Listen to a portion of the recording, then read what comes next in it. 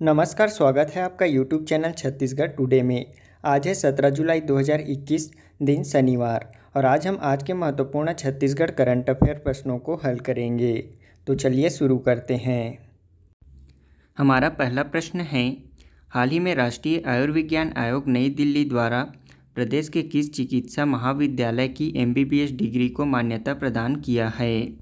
इसका आंसर है option C, Shri Shankaracharya medical college Bhilai को। श्री शंकराचार्य मेडिकल कॉलेज भिलाई प्रदेश का प्रथम निजी चिकित्सा महाविद्यालय बन गया है, जिसे राष्ट्रीय आयुर्विज्ञान आयोग नई दिल्ली द्वारा MBBS डिग्री को मान्यता प्रदान की गई है।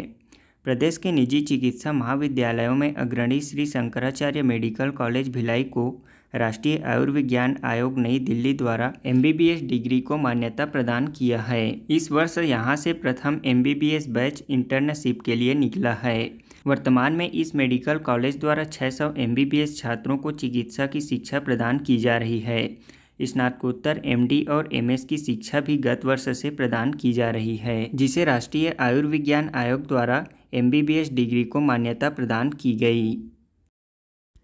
हमारा अगला प्रश्न है, छत्तीसगढ़ अनुसूचित जनजाति आयोग का अध्यक्ष किसे बनाया गया है?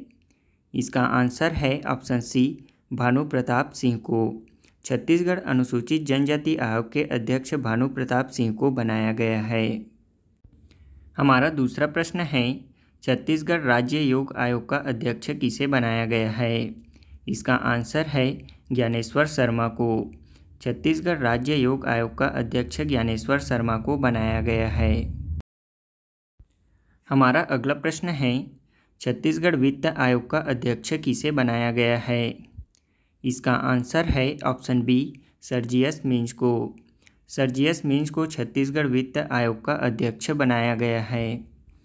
हमारा अगला प्रश्न है, छत्तीसगढ़ बाल अधिकार संरक्षण आयोग का अध्यक्ष किसे बनाया गया है? इसका आंसर है ऑप्शन सी, तेज कुंवर नेताम को।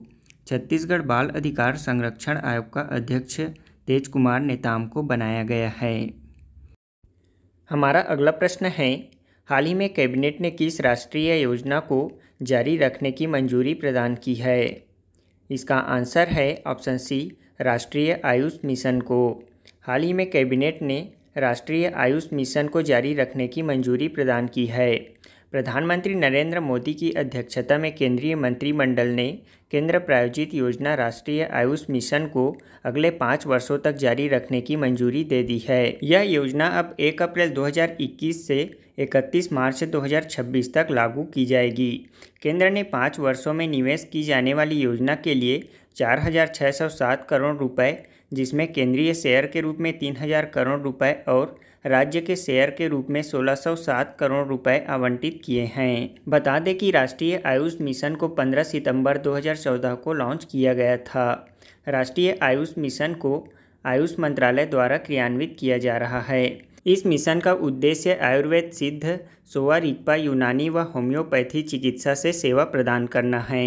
इसके साथ ही इस मिशन में आयुष अस्पतालों और औषधालयों का उन्नयन, प्राथमिक स्वास्थ्य केंद्रों, सामुदायिक स्वास्थ्य केंद्रों, जिला अस्पतालों में आयुष सुविधाओं के साथ साथ 50 बेड वाले एकीकृत आयुष अस्पतालों की स्थापना करना है। इस योजना के तहत प्राचीन एवं पारंपरिक औषधीय प्रणालियों को बढ़ावा दिया जाएगा तथा आयुष स्वास्थ्य केंद्रों, मेडिकल कॉलेजों, अस्पतालों तथा औषधालयों की स्थापना की जाएगी। साथ ही उन्हें उन्नत भी बनाया जाएगा। बता दें कि नए मंत्रिमंडल में फेरबदल के साथ स्वास्थ्य एवं परिवार कल्याण मंत्री मनसुख मांडविया को बनाया गया है।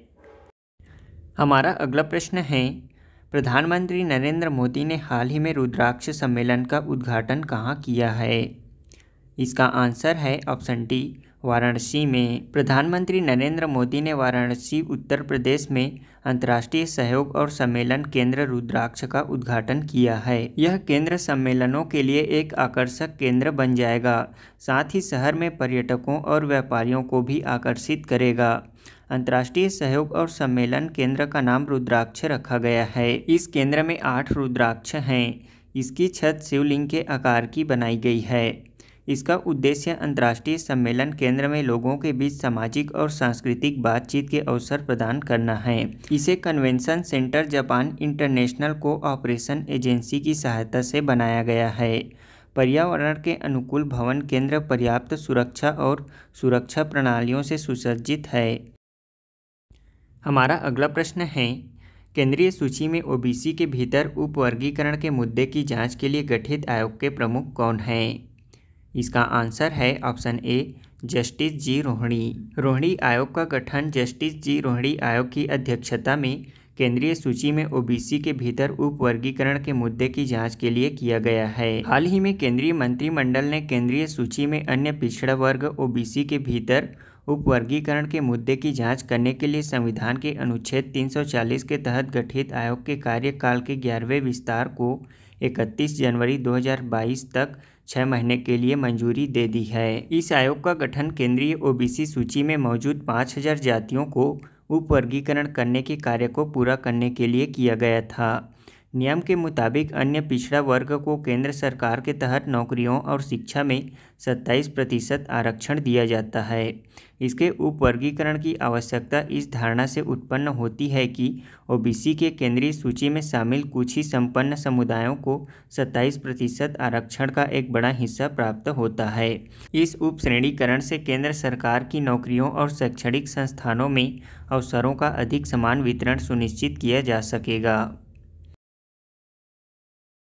हमारा पहला प्रश्न है, राज्य सरकार द्वारा प्रदेश के बस्तर, चित्रकूट व नारायणपुर क्षेत्र में सिंचाई के लिए किस नदी पर लिफ्ट इरिगेशन प्रोजेक्ट बनाया जाएगा? इसका आंसर है ऑप्शन ए, इंद्रावती नदी पर। हमारा अगला प्रश्न है, प्रदेश में जल जीवन मिशन के तहत घरों में नल से स्वच्छ जल पहुंचाने के लिए कितने समूह जल प्रदाय योजना में बांटा गया है? इसका आंसर है ऑप्शन डी, 18 समूह जल प्रदाय योजनाओं में।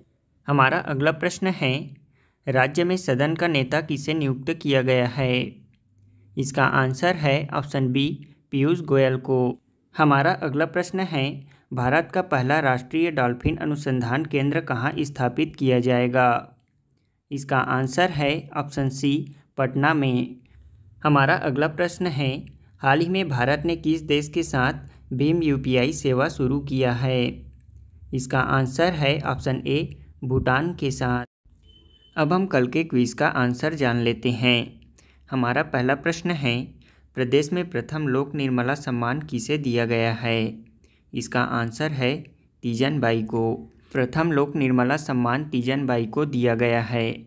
मुख्यमंत्री योगी आदित्यनाथ ने पंडवानी गायिका और पद्म विभूषण तीजन बाई को प्रथम लोक निर्मला सम्मान प्रदान किया है। यह सम्मान उन्हें लखनऊ की एक संस्था सोन चिरैया द्वारा लोक कला के क्षेत्र में उल्लेखनीय योगदान के लिए दिया गया है। हमारा दूसरा प्रश्न है, स्वच्छ सर्वेक्षण रैंकिंग 2020 के अनुसार छत्तीसगढ़ भारत के सबसे स्वच्छ शहर वाले राज्यों में देश में कौन से स्थान पर है? इसका आंसर है प्रथम स्थान पर। स्वच्छ सर्वेक्षण रैंकिंग 2020 के अनुसार छत्तीसगढ़ राज्य भारत का सबसे स्वच्छ शहरों वाले राज्य में शीर्ष स्थान पर है। यह अवार्ड छत्तीसगढ़ को इंडियाज बेस्ट परफॉर्मिंग स्टेट के तहत ओडीए प्रमाणन ODA++ दिया गया है।